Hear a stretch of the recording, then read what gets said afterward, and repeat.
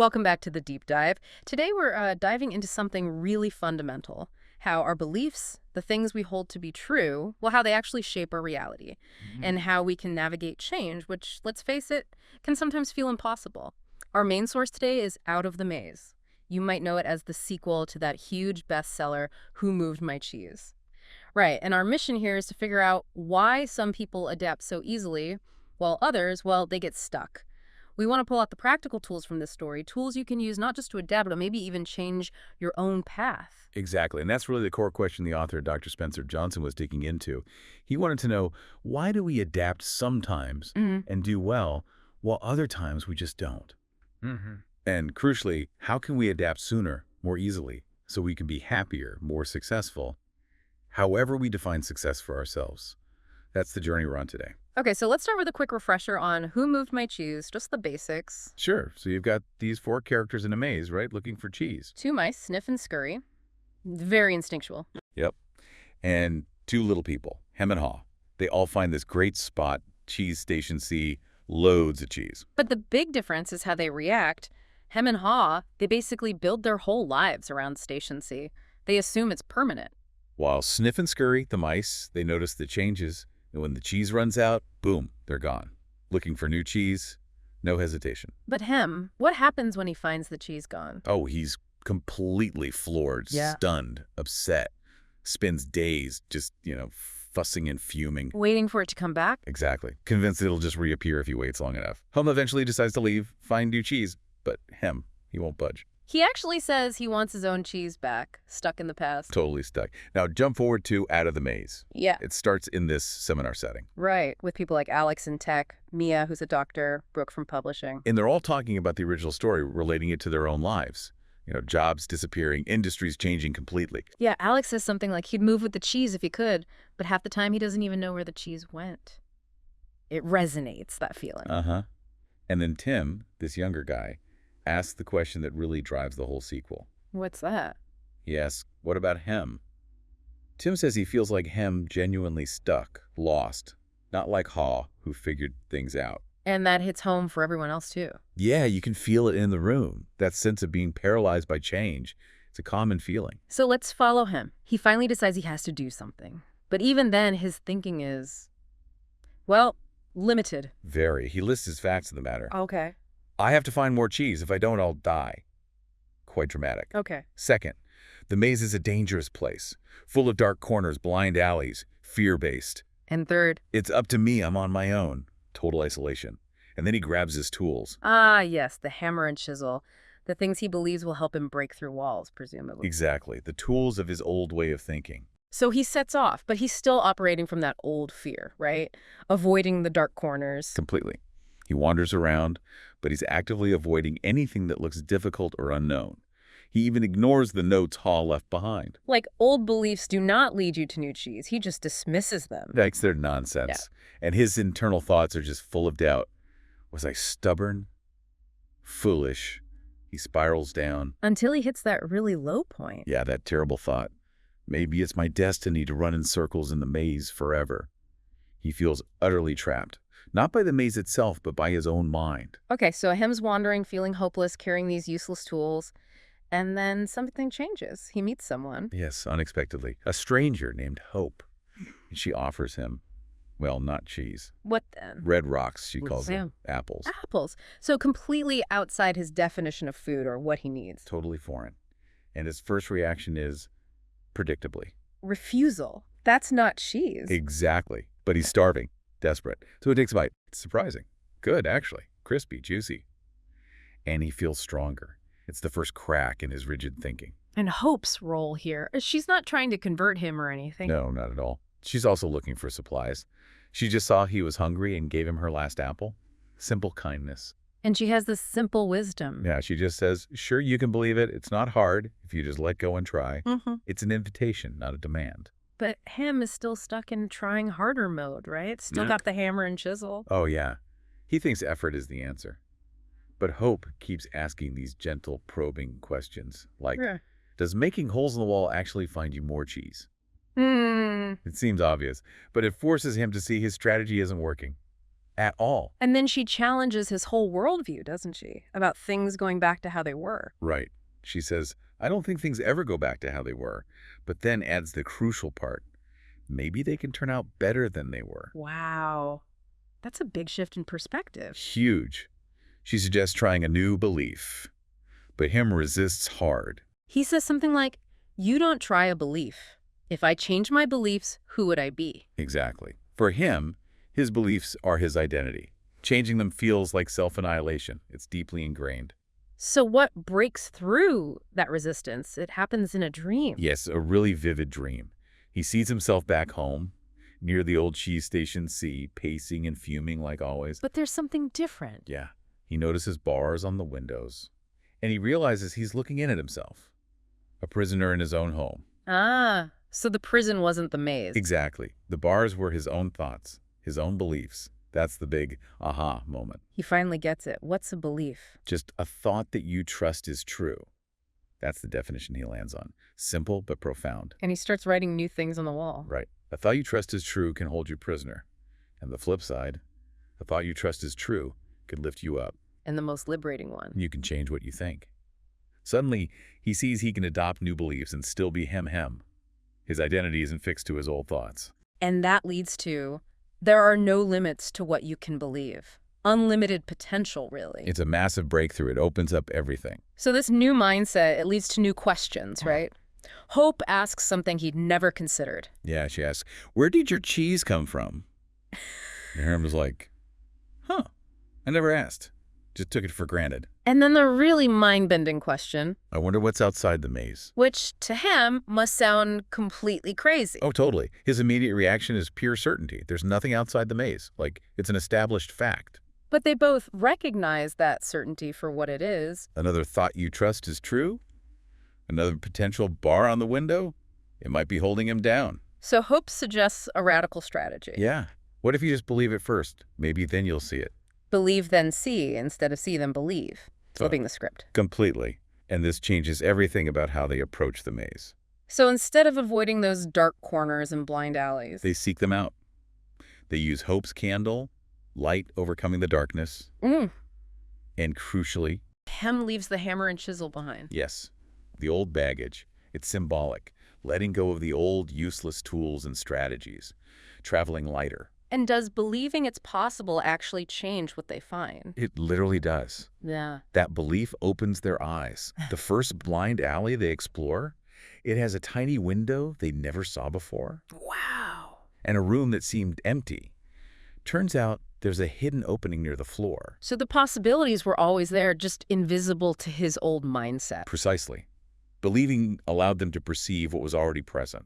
The world didn't change. His perception did. And this leads them out. Right out of the maze, into this bright, beautiful green meadow, a completely different reality. And Hem's reaction. Pure joy. And this huge realization hits him. Getting out of the maze felt exactly like getting out of the prison of his old beliefs. He looks at that old facts of the matter paper he wrote. And just laughs. Every single one of his initial facts turned out to be wrong. They were just beliefs holding him back. So he summarizes his journey, his learnings, the way out of the maze. What are the key steps? Okay, first, notice your beliefs. Become aware of the thoughts you trust as true, especially the unquestioned ones. Self-awareness. Got it. Step 1, notice. Step 2, don't believe everything you think.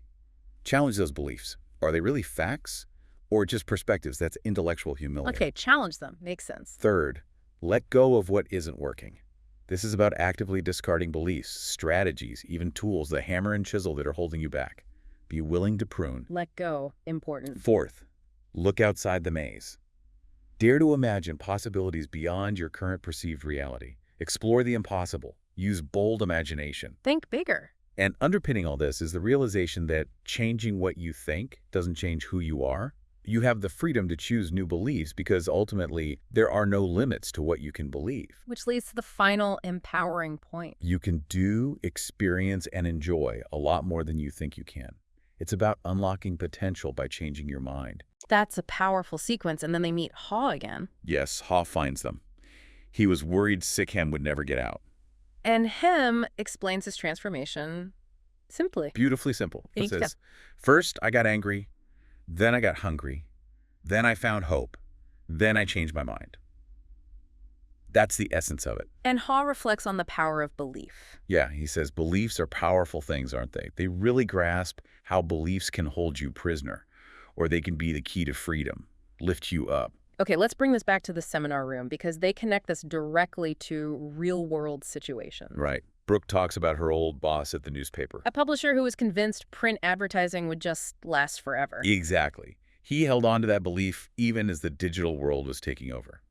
A rigid belief. And the result? The newspaper shut down. Couldn't adapt because the leader's core belief about the business was stuck in the past. Dennis, the seminar leader, really nails this point. He does. He says, a single stubborn belief can take down an entire company. People just assume things will stay the same. How things have always been is how they'll always be. But it never is, he adds. It's a classic case of organizational blindness caused by trusted but outdated beliefs. Someone mentions Mark Twain. Yeah, Ben quotes Twain. It ain't what you don't know that gets you in trouble. It's what you know for sure that just ain't so. Oof, that hits hard. It really does. And Dennis gives the Titanic example, believed to be unsinkable. So they didn't load enough lifeboats. Right. A core, trusted belief led directly to catastrophe.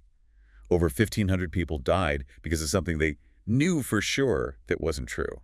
That raises a good point, though, which Mia brings up. Are all beliefs bad, then? Are they all potential traps? That's the fear, right? Yeah. That we should just ditch all beliefs. So how do you tell the difference between a limiting belief and a guiding principle? Dennis clarifies this really well. He says the key isn't discarding beliefs wholesale. It's about noticing them and testing them. Testing them. By asking if they lift you up or hold you down. Some beliefs are powerful truths, like all people are created equal, or Mia's own drive to heal people as a doctor. Those are core values, like beacons. So it's about distinguishing between beliefs about values versus beliefs about circumstances. Exactly. The companies that failed, Blockbuster, Polaroid, those bookstores in the 90s, they clung to beliefs about unchanging circumstances. They thought video rentals or instant photos would always be the dominant way. Their facts about the market were wrong. Their maze walls were assumptions about how the world worked. Precisely. The discussion also gets personal with Tim talking about his parents' separation. Yeah, that was a tough one. He believed his parents were this absolute constant, this bedrock. So when they separated, it felt impossible, shattering. Totally. He was full of anger because reality didn't match his deeply held belief. It felt like his maze had just collapsed. How does Dennis help him apply Hem's lesson there? He uses that same diagnostic question. Ask yourself about the belief. Does it lift you up or hold you down? Does it get you out of the maze or keep you running in circles? Applying it to Tim's belief about his parents being an unchanging unit. Right. And Dennis reminds him, gently, changing what you think doesn't change who you are. Tim could adjust his understanding of his parents' relationship, accept the new reality, without losing his love for them or his own identity. He could find a new way to believe in his family, even if the structure changed. Exactly. Adapt the belief to the new reality, rather than fighting the reality because it conflicts with the old belief. And the seminar wraps up with Alex having this insight. Yeah, Alex says, the maze I need to get out of. I think it's my own thinking. That's powerful. The real maze is internal. That's the core message. Letting go of old beliefs, choosing new ones, knowing, like Hem found out, that there's something amazing outside the maze.